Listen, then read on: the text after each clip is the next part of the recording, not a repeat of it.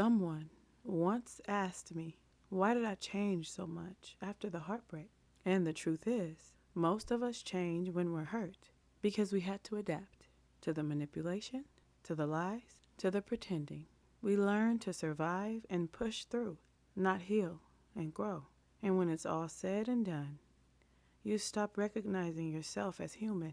You start seeing yourself as a pile of trauma that refuses to budge or bend or love. Hard, guarded, unrecognizable. Let me tell you a tale about a woman who didn't lose herself in the betrayal, but in everything she did trying to survive after it. Janine didn't remember the last time she looked at her reflection without flinching. The mirror in her bathroom still held the shape of her face, the slope of her shoulders, the familiar curve of her mouth, but something in her eyes had shifted. Not sadness, not even anger, just distance. A strange sensation of being in her body, but outside of her identity. She leaned closer to the glass, studying herself the way you study a stranger in a store window. Familiar, but not intimate.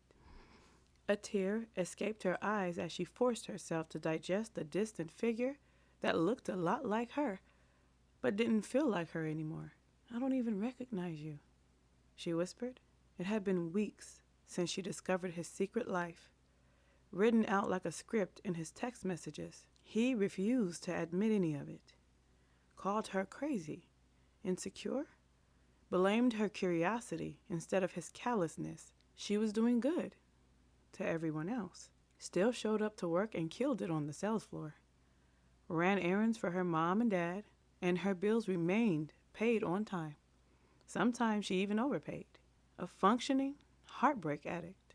No one knew about the pain or the shame or the blame she had been containing like pressure at the top of a soda can. She just couldn't sleep anymore.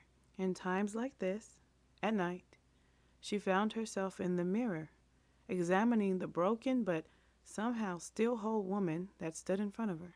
It wasn't the betrayal that haunted her reflection. It was who she became after it.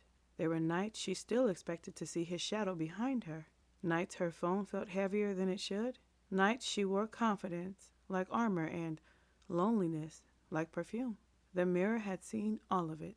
The tears, the pretending, the moment she called herself healed. Too soon. And still, it watched her searching for missing parts of herself she couldn't name. It wasn't the act itself that broke Janine. It was the quiet that followed. The silence after the shouting. The stillness after the truth. The way the room felt unfamiliar once love packed its things and left. It was the way she retreated when he called her crazy. How she believed him when he said her curiosity was the reason for her own hurt. How she felt tempted, almost trained, to ask for comfort from the very person who made her question herself in the first place. She replayed those conversations like unanswered prayers. She wondered how long the lie had lived beside her in the same bed. How many kisses were rehearsed?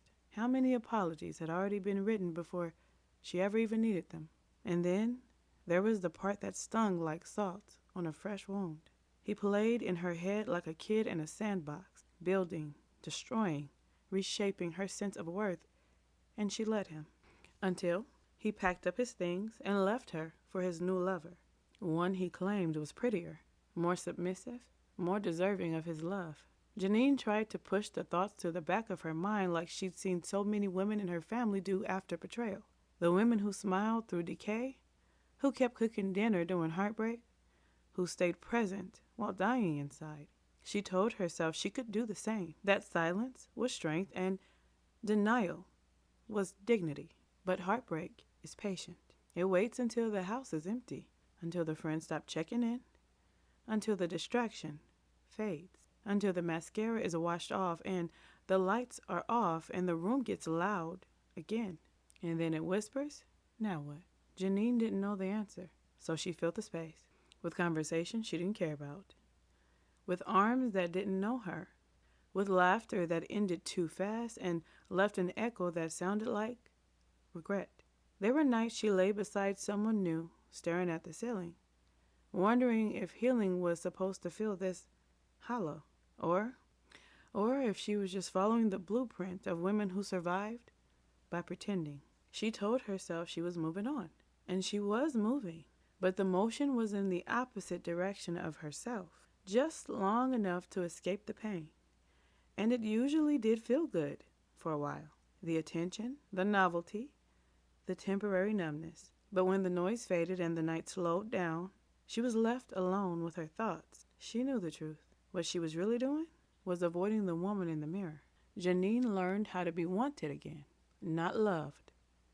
Wanted. Not felt, but seen. Not chosen. Just good enough. There's a difference. But heartbreak makes the two feel close enough. She started saying yes to invitations she would have ignored before. Late dinners, lingering conversations, midnight drives with people whose last name she didn't care to learn. She flirted with ease now, like it was a language she'd been secretly fluent in all along. Men called her free. Friends called her fun. She wanted to call it healing, and from a distance, it looked exactly like that. And if it wasn't for the woman in the mirror, she might have believed the lie she created too. But healing doesn't usually leave you emptier than you started. There were nights she went home alone even when she wasn't alone. A body lay beside her, but the warmth of his skin left a bitter coldness every time their flesh touched. Nights laughter echoed through her body, but never touched her soul. Nights she stared at the ceiling afterward and whispered, "Is this me now?" Losing her lover came with an inevitable rebellion. One she didn't choose so much as slide into. Automatic and instinctive. Give them the shallow, but hide the deep. No one would ever get close enough to betray her again. Her soul sought comfort but rejected closeness. Intimacy felt dangerous now, like a place she couldn't afford to visit.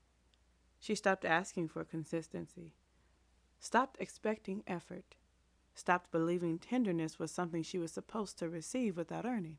She could mirror energy like a survival skill. She could shrink her needs to fit inside someone else's availability. She could teach herself not to flinch when someone pulled away. What used to hurt now barely registered, and that terrified her more than the pain ever did, because numbness wears confidence like a costume, and she was starting to forget what it felt like to take it off. Out of the frying pan and into the fire. That's how her story felt. And when she noticed the pattern of her pain, she couldn't unsee it. Just when Janine thought she was done breaking, he texted her. A simple message. 6 words. "Can we talk? I miss you." Her chest tightened. Not from love, but from the familiar ache of finally feeling chosen. It was embarrassing how quickly her heart rose to meet him. How fast her mind rewrote history. How easily she let herself believe that maybe, just maybe, the pain had changed him too. She met him that night. Same car, same smell, same soft voice he used when he wanted something. And for a moment, God help her, it felt good. It made her feel wanted, relevant, worthy, like maybe she hadn't been so easy to replace after all. He reached for her hand the way he always did, and her body remembered the choreography, but her spirit didn't move. Something inside her stayed still. His touch didn't melt her anymore. His kisses didn't send her spiraling. His lies didn't glide down smooth like they used to. The delusion she once drowned in no longer held water. She could see the cracks in everything, in him, in them, in the hope she'd stitched together from scraps. He whispered promises he'd never keep. He told her he'd changed. He said he'd do better. But this time, Janine wasn't hypnotized. She wasn't fooled. She was simply tired. When he reached for her again, she didn't lean in. She leaned away. The moment shocked her more than it shocked him, because that's when she realized she was finally seeing clearly. And clarity hurts worse than heartbreak. She ended it that night. Not dramatically, not loudly, just firmly enough that even hope stopped knocking. And when she walked away from him for the last time, the grief slammed into her chest so violently she could barely breathe. Because the endings hurt more when they're the ones you knew were coming, but prayed wouldn't arrive. She hit rock bottom, softly. Not with a crash, but with an exhale she'd been holding for months. That's how she found herself, in the arms of a stranger the next night. Not out of desire, but out of desperation. It was supposed to be another distraction, another almost something, another warm body with no real promise. They were standing in his bathroom, light low, music humming from somewhere distant. His hands were on her waist, the way men's hands had been lately. Familiar, confident, empty. And suddenly, Janine felt it. Nothing. Not nerves, not longing, not even fear. Just absence of feeling. A hole where her soft heart once lived. She caught her reflection in the mirror beside his shoulder and froze, because the woman staring back didn't look like someone searching for love. She looked tired.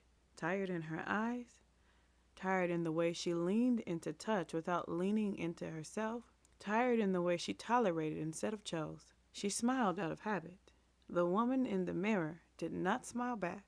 That's when it hit her. She had become like those women she used to feel sorry for. The women who mistook attention for affection. The women who stayed busy so they didn't have to stay honest. The women who said, "I'm fine," like a reflex instead of a truth.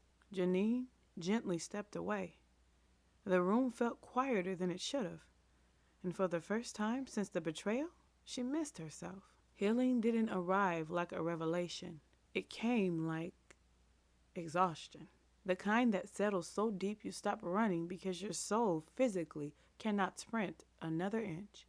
And after being held by a stranger who didn't even know her name, Janine went home that night alone.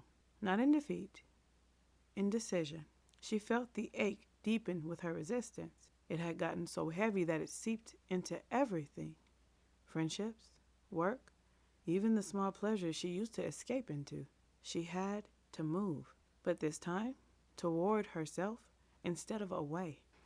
That meant the toxic distractions had to be removed, so the noise would stop masking the screams of the woman in the mirror, the one begging her to listen, to connect, to tell the truth instead of entertaining lies. She didn't block anyone dramatically, didn't announce her transformation, didn't wake up one morning as a brand new woman. She just started choosing herself in unglamorous ways. She let messages sit unanswered. She canceled plans that felt too heavy. She stayed in on nights her loneliness begged her to go out. She deleted meaningless contacts and her dating app profiles. All of them. And some nights, she still almost reached for the wrong comfort. But each time she caught herself, she paused. She inhaled. She remembered that temporary closeness had cost her too much. So she pushed herself to do the work this time, instead of hiding, because she knew hiding left her exposed to a deeper loneliness than the betrayal ever did. She let herself feel the pain, the heartbreak, the shame, the confusion, the memories she'd been sprinting away from. She had to disappear from her old life a little. Step back from the noise, the expectation, the glitter of false confidence. Healing got ugly at times. She cried in the shower. She slept in her clothes. She wrote letters she never sent. She sat in silence until the silence finally softened. Healing is not clean. It stutters. It circles back. It asks you who you are without the noise. It makes you sit with parts of yourself you've avoided for years. And she still didn't have the answer to who she was becoming. But for the first time in a long time, she was willing to find it.